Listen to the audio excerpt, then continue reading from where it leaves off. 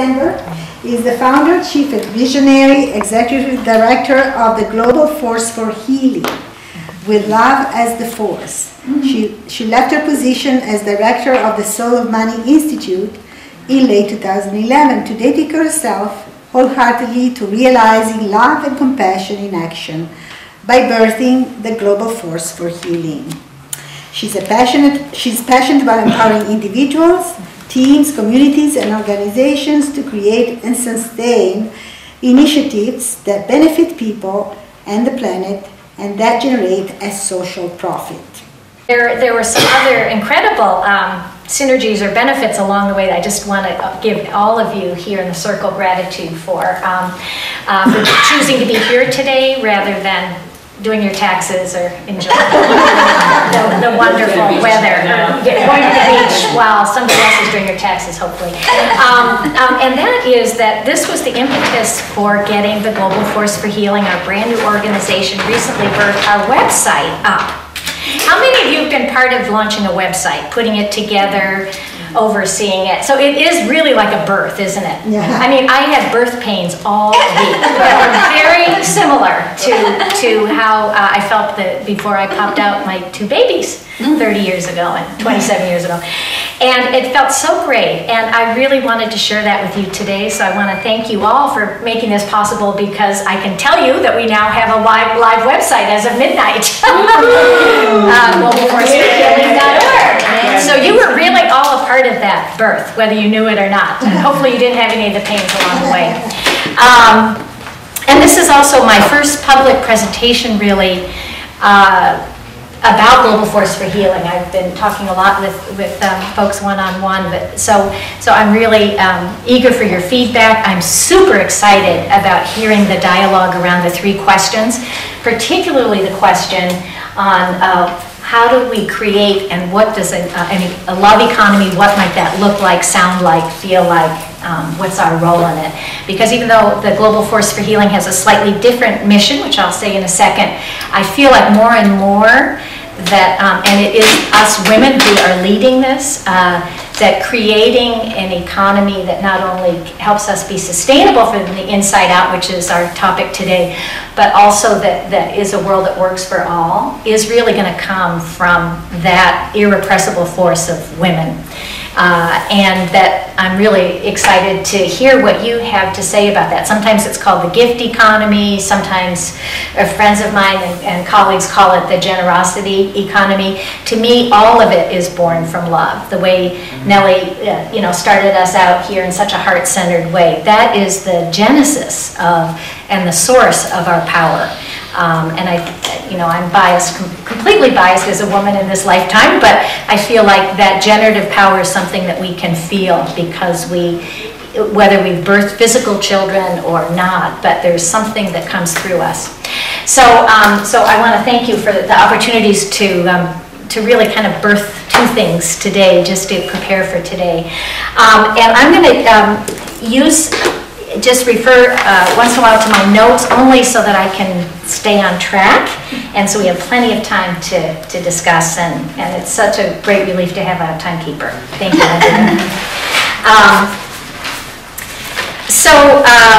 So I'd like to talk a little bit about what sustainability as an inside job has been for me. Both the incredible highs and the pitfalls, or the bumps along the road, to get to this ripe age of 60, and having been blessed really ever since my very first job out of college to do work that both made my heart sing and that paid me well enough to do what I needed to do, wanted to do in my life. And part of that is grace. A big part of that is grace, and part of it is my showing up. And I can imagine, I see a lot of nodding heads, that's probably true for all of us in the circle. So I'm really privileged and honored to share some of these stories today. I feel like for a long time, even though I didn't have the language for it, I've been a practical visionary. There's something about walking in both worlds of dreaming big, just as everyone here in this circle. I mean, I completely am in alignment with the purpose of this group. But also, a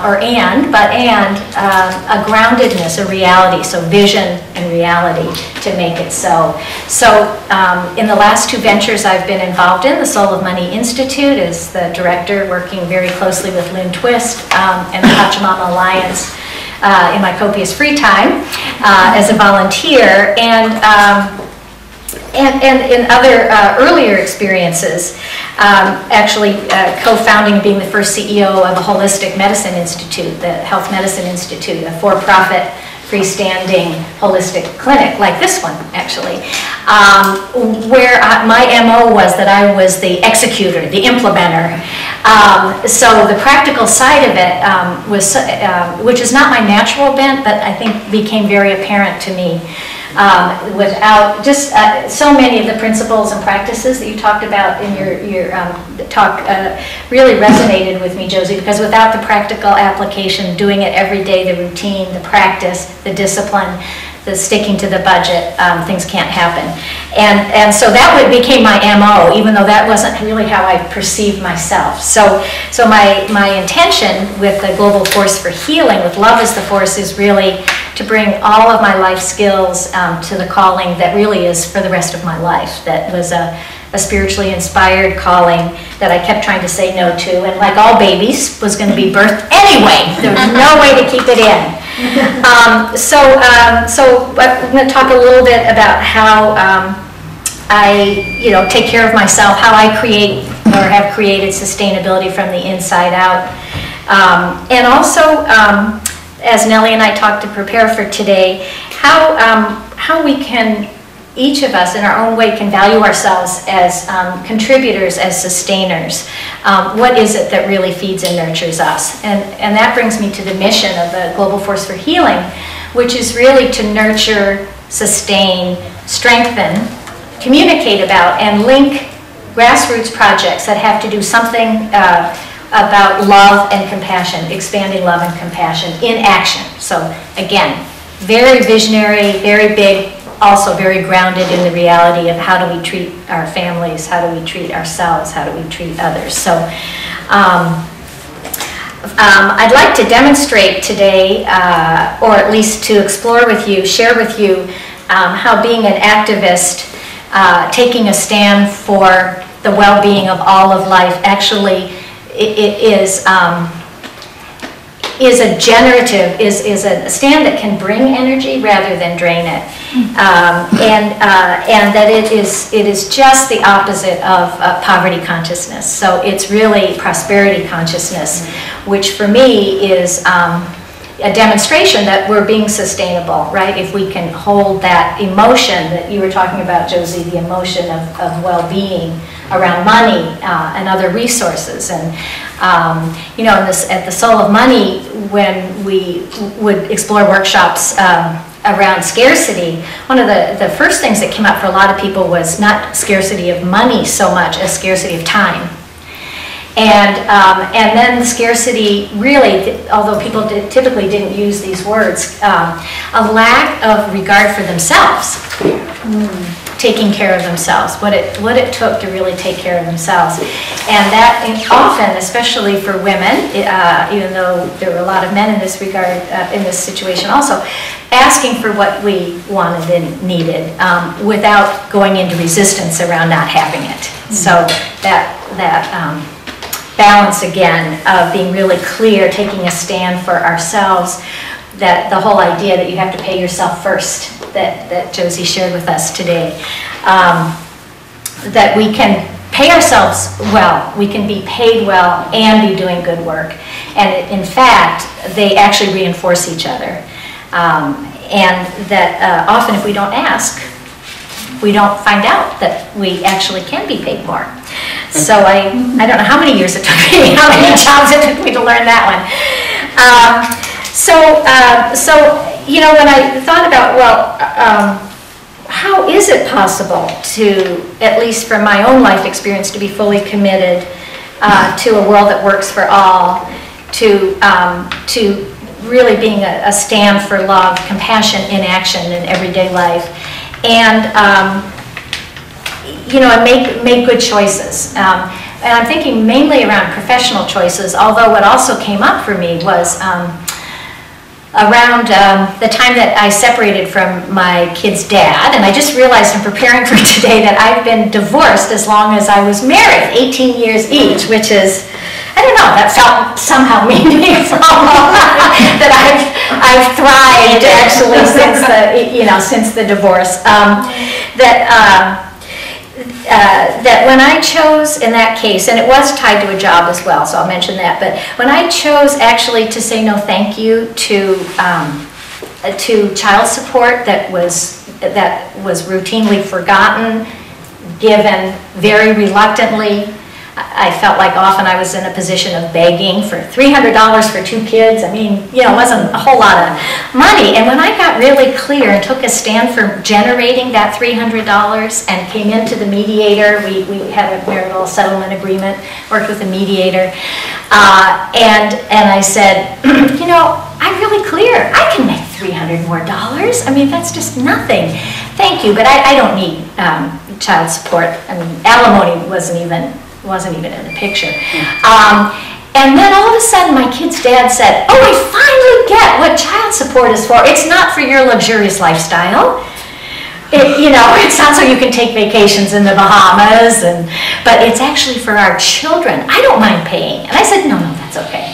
So what we figured out actually through the mediator's help, really, she's the one that suggested it, was that we would tally up the expenses and then we just divide them equally. And you know, we did that to the point where it wasn't fun to keep track of that anymore. Because the most important thing was I knew that we'd be fine. And it was actually very incentivizing, motivating for me to have 2 children to support, even though their dad definitely was in the picture part of the time. So that related to a very difficult choice, job choice that, again, I grew to totally appreciate, but it really felt like a huge risk at the time. I was one of 2 finalists for a really big job at HP, the global diversity education manager for the whole world. And the other candidate was super qualified, probably better qualified. There were 2 of us left. And I took myself out of the running at the last minute. And it was because I was just getting a divorce. My son was 12 at the time. And it would not have been sustainable for our family, for me, to do that amount of travel. And I didn't realize it at the time, but I realized later that what sustained me was the ability to generate a small coaching, consulting, and training business that kept me home a lot more, really flexible hours, and except for my global travel, I was basically there to pick up the kids from school every day. And I'm just getting chills when I'm thinking about it, because that choice was not apparent. In fact, it was probably what I made myself wrong for that choice in the beginning. So I'm hoping that just by giving these examples of choices along the way, that this is, you know, really bringing up stuff for you where you've made the choice, even though it seemed very risky at the time. And one thing always leads to another. You know, it's just so amazing to me. You know, when you're,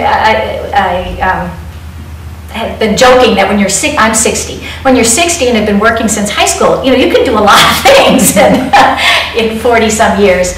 So if you looked at my resume, it sort of looks all over the board, but that's partly because I've always followed my passion, and one thing has led to another.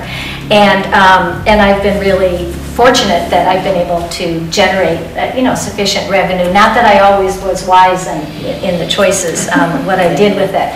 And there were two examples where I chose at the time, which seemed like, again, not a choice, but like almost an imperative. Not when I was in the startup integrative medicine clinic, not to take a salary for the first 2 years, and basically lived on savings. And I taught a personal growth course called Avatar. I don't know if any of you know it. And I received so much more for both of those experiences than I gave. And it was a huge leap of faith, really, to not be making money while I I did that for 2 years each. And while I had some regrets right afterwards, it's so cliche to say, but I would not be doing what I'm doing today with the confidence that I have. I wouldn't have been working with Lynn Twist and the Pachamama Alliance Soul of Money for 5 years had I not really taken those risks. And in many ways, now knowing what I know about money, I would have probably negotiated harder. But when I left the integrative medicine clinic, really having done stayed in integrity, done what I said I would do and more, getting us to break even, getting everything to sort of hum, if not like a top, at least to hum on a good day. I left with 6 months severance, which I chose to. I left. I wanted to leave, but we called it a paid sabbatical. And the last couple of years, plus the half year that I was paid after I left, was really the rate that I requested and that I felt I was worth. So being part of a startup, had I not been part of a startup 10 years ago with doing that, which was also part of this overall calling, then I probably wouldn't have had the guts to leave this most amazing job as director of the Soul of Money Institute, and being very involved also, and I still am, with the volunteer fundraising for the Pachamama Alliance, and to start off on this new venture. So one of the things, how am I doing on time? 4.5 minutes. I have 4.5 minutes until 17 minutes? Yes. Oh. No, till you're done. Okay, great.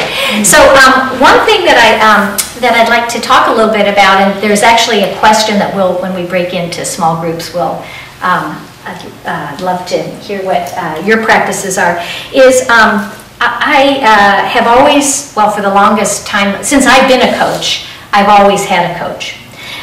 Even if it was exchanging coaching pro bono, coach to coach, and that is one of the most helpful things I've ever done. I think because it helped me, and hopefully I've been able to help others actually stay true to my own heart, and also to do daily, weekly, regular practices that over time really make a huge difference. So in the realm of financial sustainability, I do, for example, right now, and you'll have a chance to talk about and share with each other what you do. I do several times a week, I meditate every day because that's the way I can stay with a loving, open heart. There's a financial well-being meditation, 3 minutes, thank you, I don't know if you're familiar with Abraham Hicks.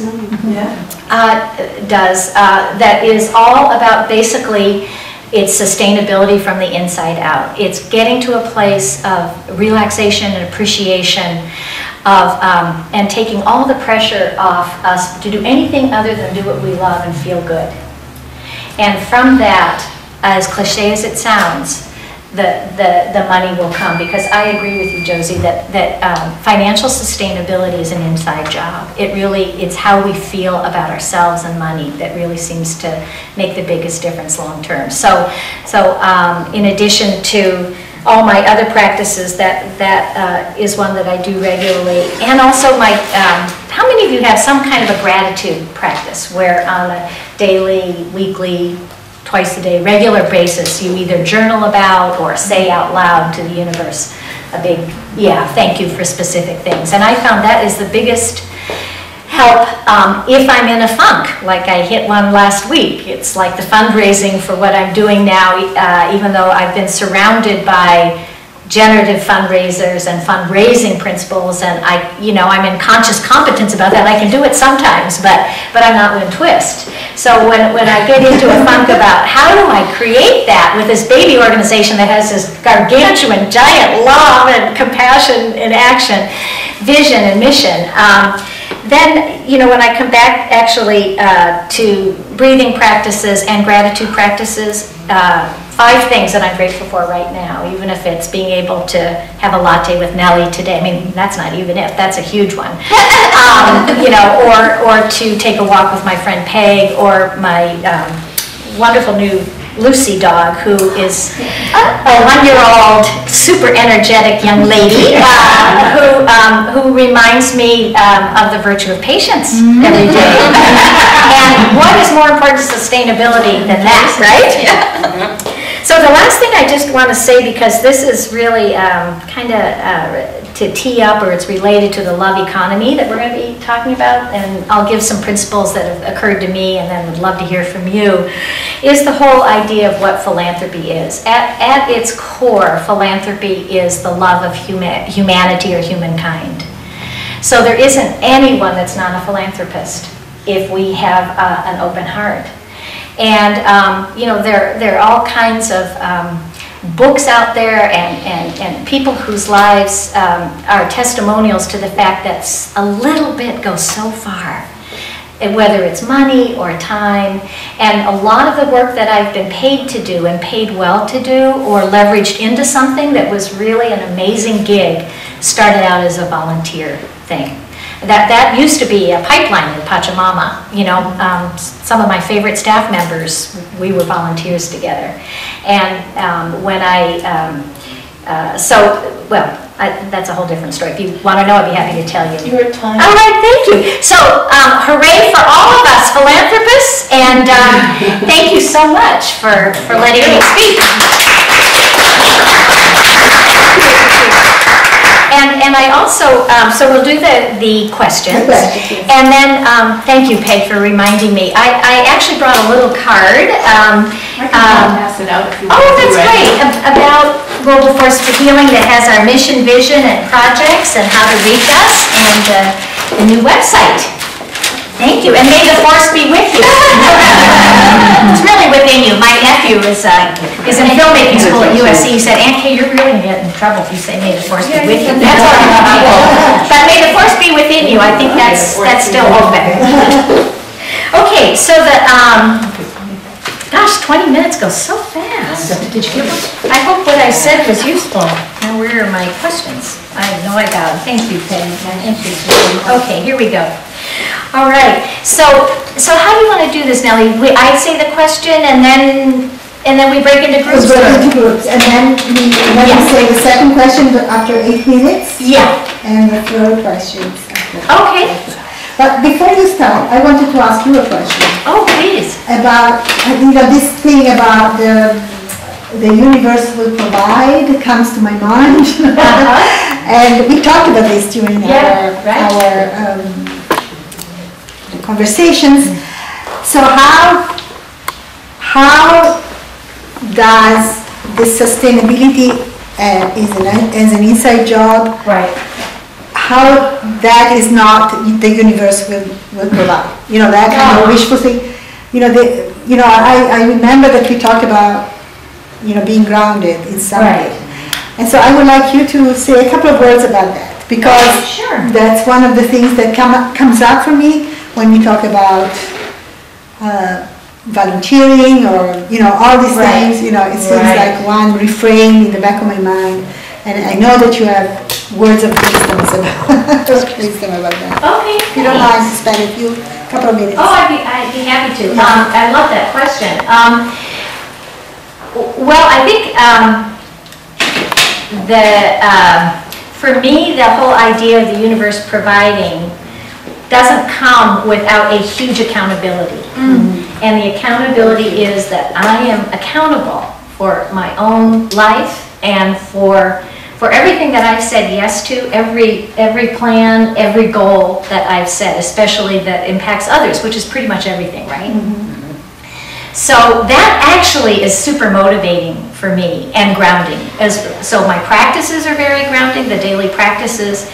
And what really gets me up in the morning actually is with that biggest framework that the universe provides, that there's an element of grace that just you can't really grasp. It doesn't happen if I don't show up. It's all about me showing up and how I'm showing up, and then the universe is gonna reflect back how I'm showing up, right? If I'm showing up, in a really ungrounded, unsustainable way, then that's what I'm gonna get more of. And if I'm showing up in a really presenced way, with an open heart, but also with feet on the ground, then that's what is going to get rewarded. That's what. So, just I try to remember on a regular basis to ask myself where do I have my attention, and at least 50% of it is here.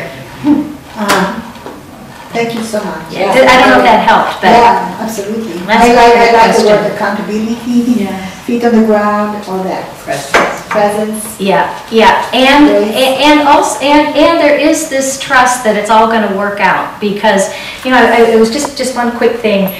Several of you in the room are artists, or have really dear friends that are artists, and I do too. And so many of them had really great, and some of them had really crappy corporate jobs where they made a lot of money and were doing art on the side or dreamed about doing art. And every single one of them is doing art now, is their main thing. And some of them are successful commercially, and and some of them are doing all art as a labor of love, and they're starting projects, to help the homeless, and it's so interesting because every single one of them is leading an incredible life. We say to die for, to live for. They're happy, they're fulfilled, they're living in great places, they have wonderful partners, they have discretionary income. Somehow we're all doing great. And it may be partly this little bubble that we live in the world, and I think it's also that they said yes to gainful employment, and many of them actually did really make wise investments when they were younger that they're now able to count on. And they kept their dreams alive from the time they were young, and now I'm thinking the average woman is over 60 that I'm thinking of, this group of artists, and they're all I just admire them so much because they stuck with the dream, but again, they were really grounded in their earlier years, especially. How can I have a full life, my whole life, no matter how many years that is? And somehow we're all doing fine. Thank you. Yeah. So the first question. The first question is it possible, and if so, how, for you personally, to be actively contributing to the world as an empowered woman and to be prosperous? So, is it possible to be a fully empowered woman? Oh, you want me to use the practices? That was the first one. Sorry. Whoops. Change the script. Cancel that. We'll get to that question. That's a good one too. What practices do you do daily or routinely that really nurture you, help sustain you from the inside out? And it could be anything. Okay. Can you just repeat it? I'm sorry, one more time. Yes. What practices do you do regularly that help sustain you from the inside out?